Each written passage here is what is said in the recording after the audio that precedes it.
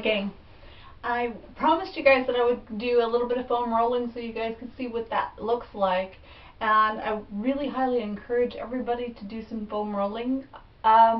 It's what it is myofascial release. What happens over time is that you're going to experience tiny micro tears in your muscles, and it repairs itself. That's of course how your muscle gets bigger, hypertrophy.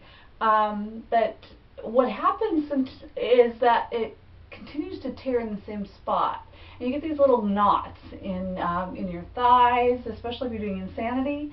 You're getting those in your thighs. You can get them anywhere in your body, and the best way I've found to relieve those knots is through massage. Of course, massage therapy is the absolute best.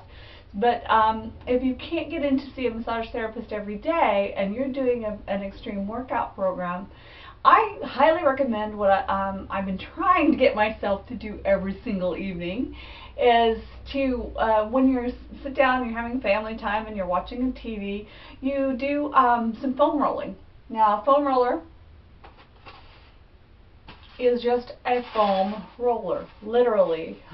It's foam, and so they come in different densities. You want it a little firmer for foam rolling.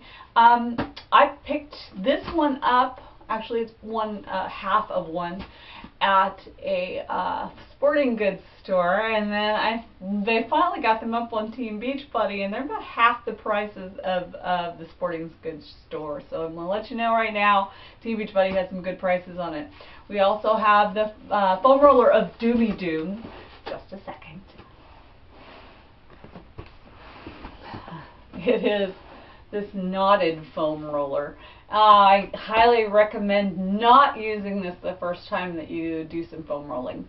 What else you could use is they're little balls. These are just weighted balls. I got these at Tuesday Mornings, which is a liquidation store, and they're soft and they're filled with sand. You can also use a tennis ball. You can also use photography tube. When you use a photography tube, though, you want to wrap it with a towel so it has some give. So I use my big towel and I just wrap it several times.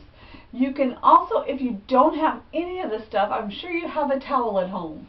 So grab a towel, fold it a few times, and roll it up and use that.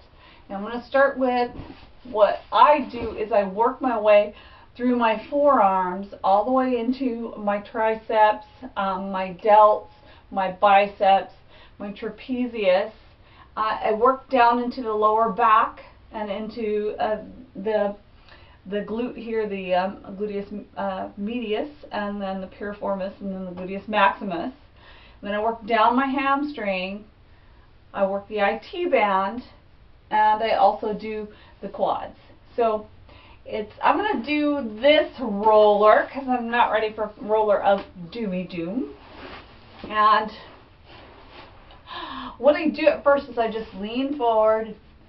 If you ever get pain here, carpal tunnel or something like that, this helps a lot. But I lean onto it. Now I press, and what I'm looking for is a place, yes, I found one, a place that has a little bit of a knot, so it doesn't feel like a pain, like death kind of pain, but I can feel, okay, there's a knot there, and I'm going to roll just slightly until I find that knot. And then I'm just going to relax on it. Your muscles release when you breathe out. Remember to stretch every single day, so this is on top of stretching. Now, the tricep I get by laying down like so, and less tension by just putting one arm down and laying one arm across it. More tension, I lean further onto it, and I can get into that tricep pretty well. My trapezius, I'm just going to lie sideways until I find that spot. And I'm not rolling back and forth, but just a little tiny bit. I'm going to turn a little bit so you can see this. I'm rolling just a little tiny bit to try and find that knot. And I found it. Now, I'm not going to stay on it so I can show you the different areas that you want to hit, but my goodness, I can feel that. So if you're doing a lot of pull-ups, like in P90X, you're going to feel right there on that trapezius, and you can roll backwards and hit it a little bit more. I also like to hit the thoracic vertebrae, that's middle back. So if you'll notice, I'm going into kind of a bridge, and I'm laying onto the foam roller until I can feel the spots that I need to press on. I also have a lot of neck pain, so I will roll all the way up into my neck. And to get more pressure, of course, you go more into bridge. To get less, you put your booty on the ground. I've also done just laying on it just to lengthen the cervical vertebrae, just to give, you know, that arch, give it a little bit of support. I feel like that for a little while. There's some little tiny muscles right at the base of your skull, and if you do a lot of computer work, you'll notice if you have somebody rub those little tiny muscles, or right there at the base of your skull, oh my goodness, does that feel good. Now, with sciatic area, you have to be very careful. If you have problems in your sciatic, just be very wary of how much foam rolling you're doing. Make sure you talk to your doctor, your massage therapist, and get some advice as to how or how much you should be doing foam rolling. Now, I lean slightly to one side a little bit so I can catch the top of my hip, my gluteus medius, because it gets a lot of pounding, especially if you're doing Brazil butt lift, because you're feeling all those different areas. And of course, you roll down till you find the area right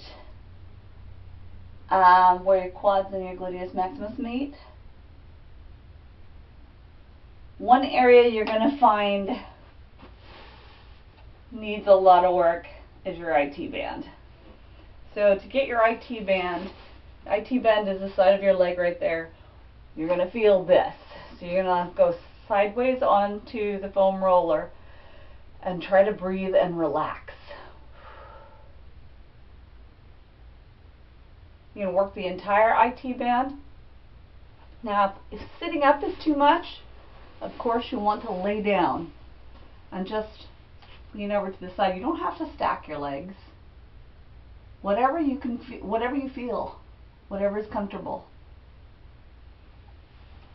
Hamstrings, you do the same thing. If you don't feel anything, stack the legs and bring your leg up. But try and find that little knot, and then sit on it and breathe.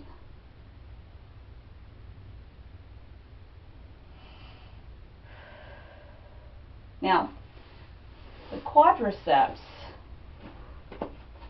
the front of your legs.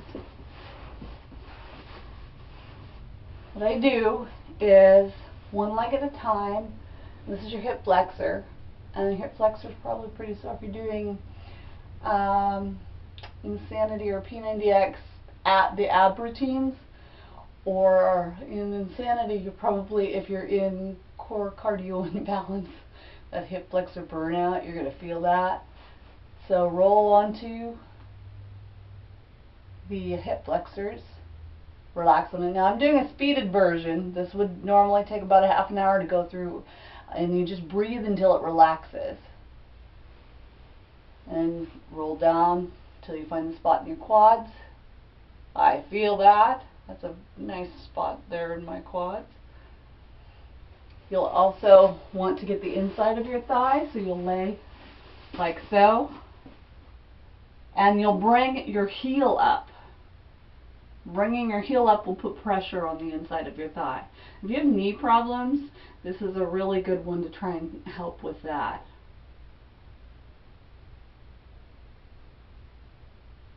And then my most painful part, because I broke my ankle when I was younger and I never got it repaired, the most painful part is almost always right here, right next to the tibialis anterior. That's your shin. And if you do a lot of running, you're going to have a lot of shin splints, have problems with your tibialis anterior. You're not rolling on the bone. Never roll on the bone. You're only rolling on the meat part. So with the tibialis anterior, or the shin muscle, you'll get to the side, put the foam roller there, and I hope you can see this. You'll just roll until you find the spot, and if you have to put the leg on top to get the tension, you put the leg on top, and to get even more tension, you bring your body off the floor. Oh yeah, feel that. Oh, it's a good one. And I get the entire side of my leg like that, the entire side of this part of my leg. And the gastrocnemius is your calf muscle. So when you're doing your lower half of your body, you'll want to roll back and forth a little bit on your calf until you can feel that spot. Remember, don't cause yourself to have a cramp. See, my booty's on the floor. My calf is way too tight to raise my bottom off the floor. If I did, that would put way too much pressure on it. But I don't feel anything when I have one leg off. So I stack the legs so that the weight of the other leg is also pressing down on the foam roller. And if I really wanted to have more tension, I would just raise up off the ground. I'm going to do it for a second. But I would just do this. Okay? That's foam rolling. If you have any questions, please comment below. Thank you so much for watching, and I hope you can work out those muscles and the soreness and get yourself into the place where you want to be, where you're feeling comfortable and you're moving on with your workouts and not getting hurt. Thank you very much.